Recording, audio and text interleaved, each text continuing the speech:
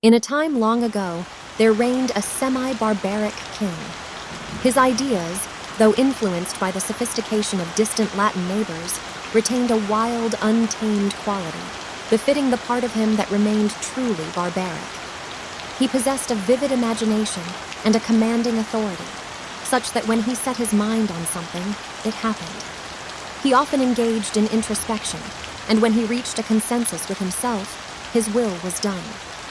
When his domestic and political systems operated smoothly, he was a genial and pleasant ruler.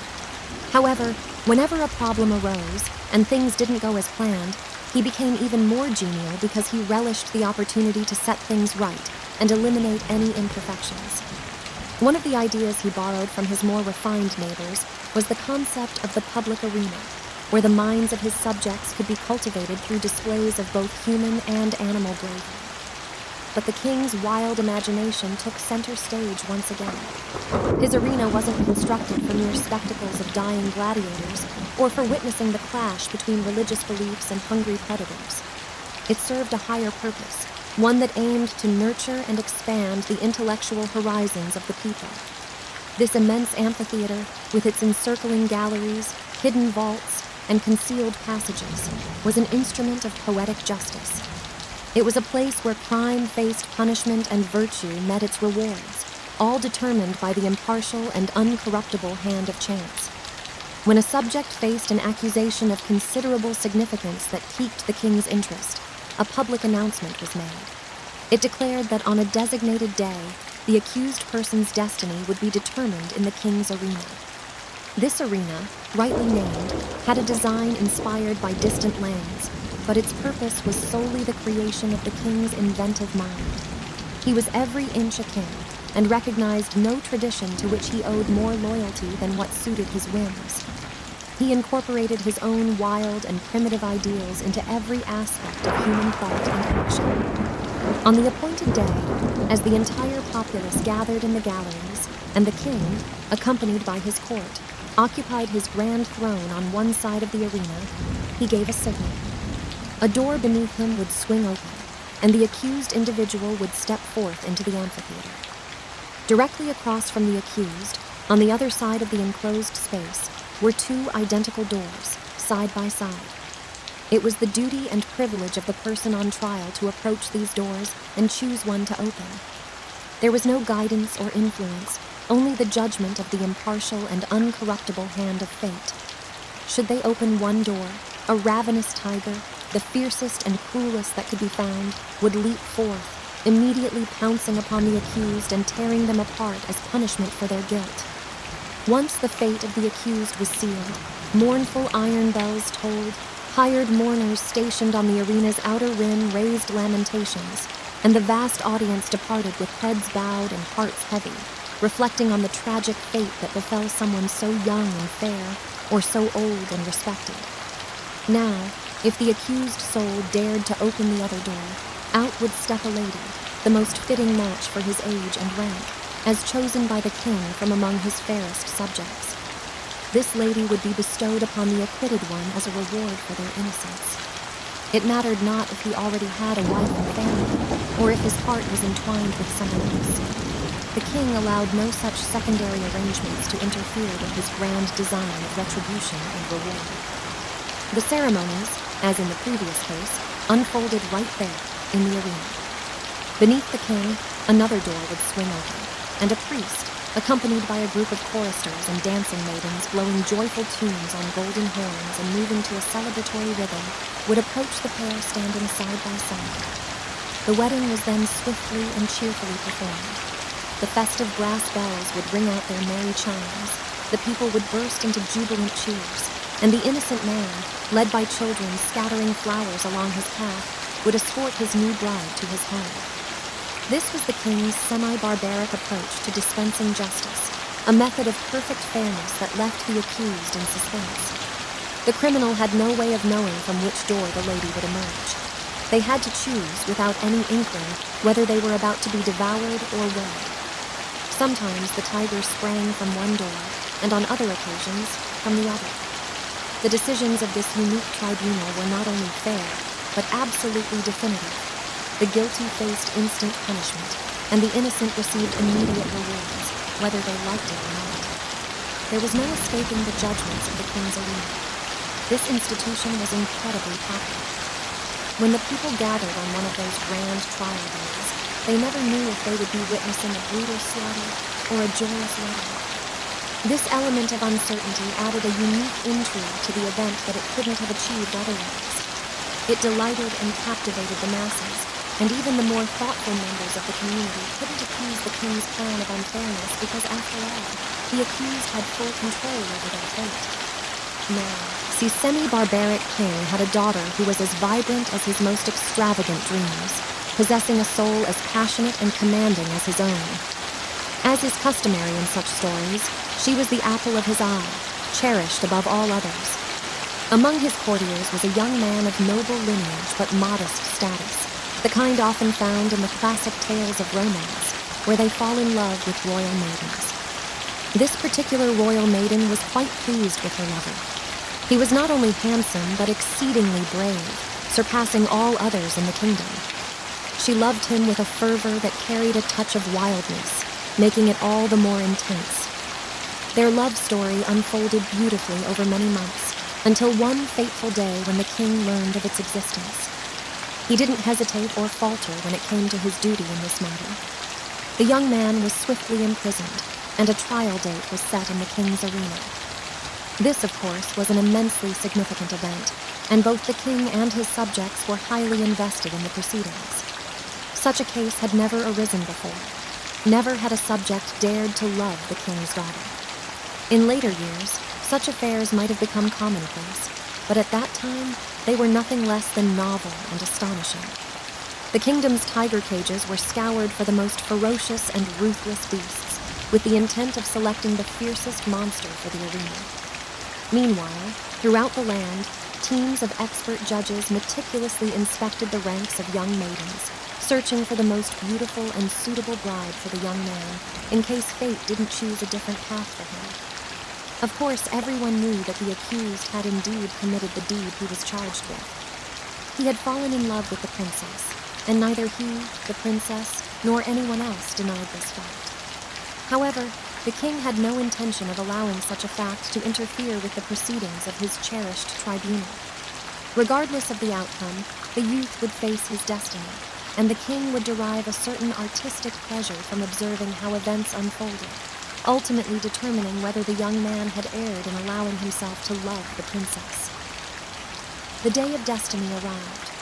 People came from near and far, filling the grand galleries of the arena, and those who couldn't secure entrance gathered outside, pressing against its walls.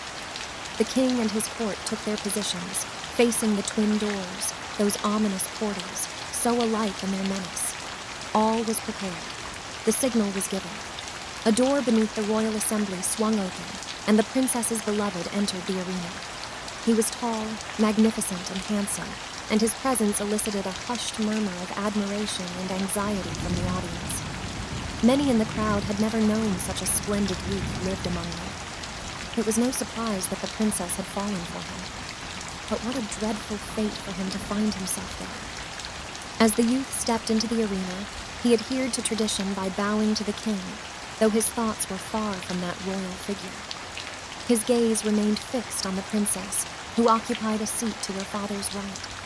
If it weren't for the barbaric facet of her nature, it's conceivable that the lady might not have been present, but her passionate and fervent soul wouldn't permit her to stay away from an event that held such dire interest for her. Ever since the decree had been issued that her lover's fate would be decided in the king's arena, she had devoted all her thoughts, day and night, to this momentous occasion and its associated aspects.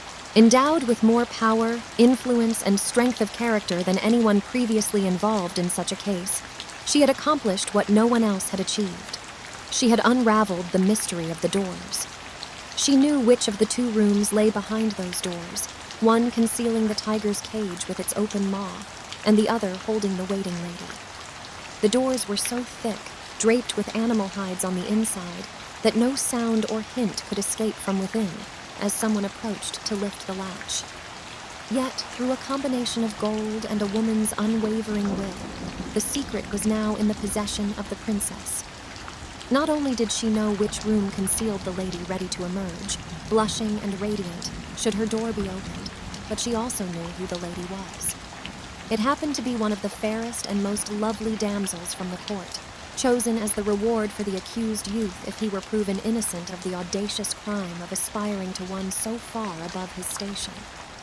The princess despised her. She had often glimpsed, or believed she had glimpsed, this beautiful young woman casting admiring looks at her lover, and sometimes she thought these glances were reciprocated. Occasionally she had seen them conversing, if only for a moment or two. It might have been about trivial matters, but how could she be certain?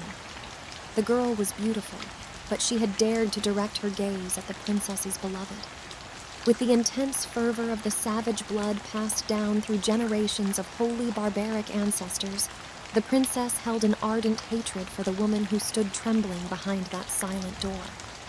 When her lover turned to look at her, and their eyes met as she sat there, paler and more nervous than anyone in the immense sea of anxious faces surrounding her, he understood, through their shared connection, that she knew which door concealed the tiger and which held the lady.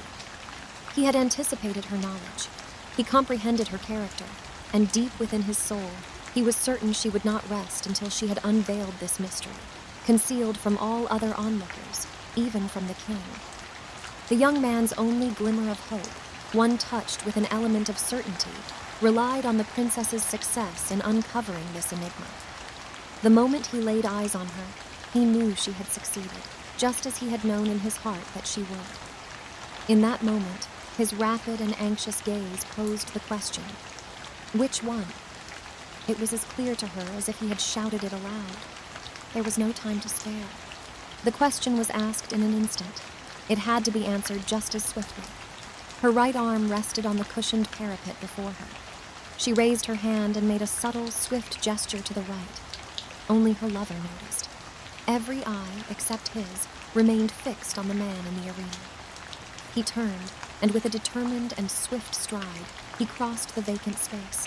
Every heart ceased to beat, every breath was suspended, and every eye remained fixed unwaveringly on that man. Without the slightest hesitation, he went to the door on the right and opened it. Now, the crux of the story lies in this very moment. Did the tiger emerge from that door, or was it the lady? The more we contemplate this question, the more complex it becomes to answer. It delves into the intricacies of the human heart, leading us through convoluted labyrinths of passion, from which it's challenging to find an exit. Consider it, dear reader, not as if the resolution rested with you, but rather with that fiery, semi-barbaric princess, her soul ablaze under the combined fires of despair and jealousy. She had lost him, but who should claim him now? How many times, both in her waking hours and in her dreams, had she jerked awake in wild horror, covering her face with her hands, imagining her lover opening the door behind which lurked the cruel fangs of the tiger. But far more frequently had she envisioned him at the other door. In her anguished daydreams, she had ground her teeth and torn her hair when she saw the look of ecstatic joy on his face as he opened the lady's door. Her soul had seared with agony as she watched him rush to greet that woman, her cheeks flushed, her eyes sparkling with triumph. She had witnessed him lead her out, his entire being aflame with the joy of reclaimed life, heard the jubilant shouts of the crowd, the joyous pealing of the bells. She had seen the priest and his merry retinue approach the couple, uniting them in matrimony before her very eyes. She had watched them walk away together on their path of flowers, trailed by the exuberant cheers of the jubilant multitude, in which her solitary, despairing shriek was lost and swallowed up.